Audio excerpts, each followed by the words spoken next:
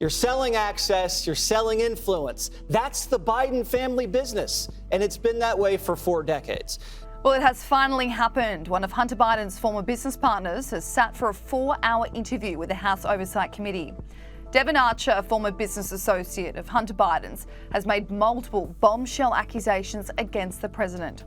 He sat for an hours-long interview with the House Oversight Committee to reveal that, yes, Joe Biden could have known about his son's overseas business deals because he was contacted multiple times.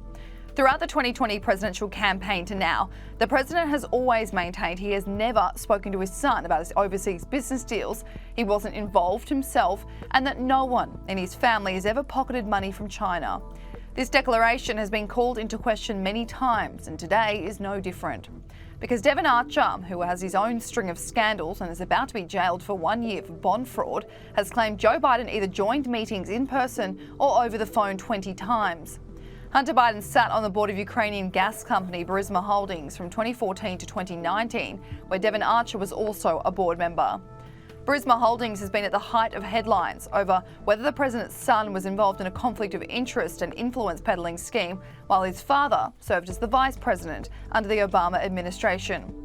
While the transcript of the 4-hour interview has not been made public yet, Chairman James Comer has released the key takeaways from it.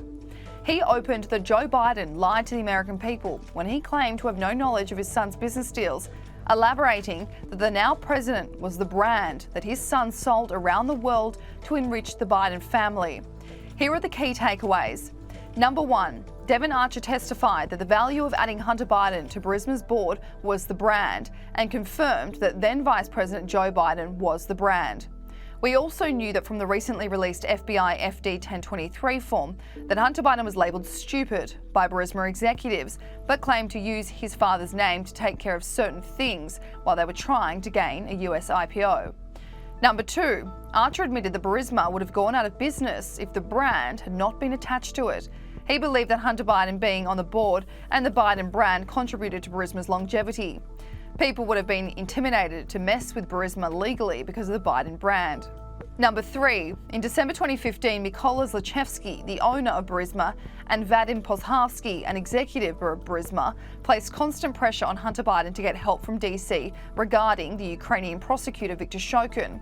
Shokin was investigating Burisma for corruption. Hunter Biden, along with Zlochevsky and Pozharsky, called DC to discuss the matter.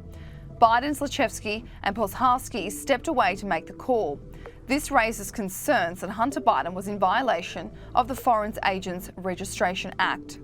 This was written in the FBI document where the Ukrainian executive claimed to have paid $5 million to each Biden to fire Viktor Shokin as the investigation loomed over Burisma's head. Number 4, Devon Archer testified that Hunter Biden put then Vice President Joe Biden on the speakerphone during business meetings over 20 times. Archer testified that Joe Biden was put on the phone to sell the brand. These phone calls included dinner in Paris with a French energy company and in China with Jonathan Lee, the CEO of BHR. Number 5, Archer acknowledged that then Vice President Biden had coffee with Jonathan Lee, the CEO of BHR, in Beijing. Then Vice President Biden even wrote a letter of recommendation for college for Lee's daughter. Number 6, Archer confirmed Joe Biden was referred to as "my guy" by Hunter Biden. Number 7, in spring of 2014, then Vice President Biden attended a business dinner with his son Hunter and his associates at Cafe Milano in Washington, D.C. Elena Baturina, a Russian oligarch who was the widow of the former mayor of Moscow, attended the dinner. Notably, the Biden administration's public sanctions list for Russian oligarchs does not contain Baturina. Now, to that point about not placing sanctions on the Baturina family after Russia invaded Ukraine was brought up last year at the White House press briefing. Regarding Russia's sanctions, I'm wondering if you could share the reason why President Biden hasn't sanctioned the Russian billionaires Vladimir Yevtushenkov and Yelena Baturina. How is he handling the conflict of interest there, given his son was a business associate of these two people? And can you confirm that as sitting Vice President, he dined with Baturina in Georgetown. I'm just not speaking to anything that's related to his son from here. If you want to ask a question about Hunter Biden specifically, I would refer you to his family. And as it relates to any sanctions, I'm not speaking to individual persons that from Russia. Now, of course, the White House has downplayed the testimony, calling it a ridiculous attack against the president. It appears that the House Republicans' own much-hyped witness today testified that he never heard of President Biden discussing business with his son or his son's associates or doing anything wrong. Democrat Dan Goldman, a member of the House Oversight Committee, spoke to the media after Devon Archer sat for the interview.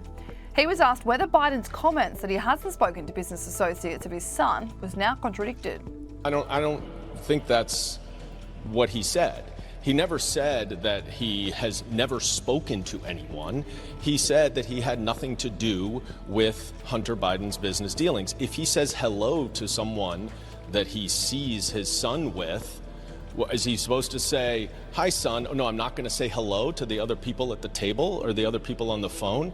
It's kind of a preposterous premise to think that a father should not say hello to people that the son is at dinner with, and that is literally all the evidence is.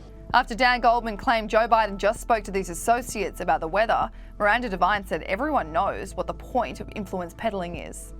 To pretend that that's nothing and that Joe Biden was just dialed in to talk about the weather. Of course, Joe Biden is not going to discuss the fine points of the deal. Yeah, he's not that the dumb. chairman.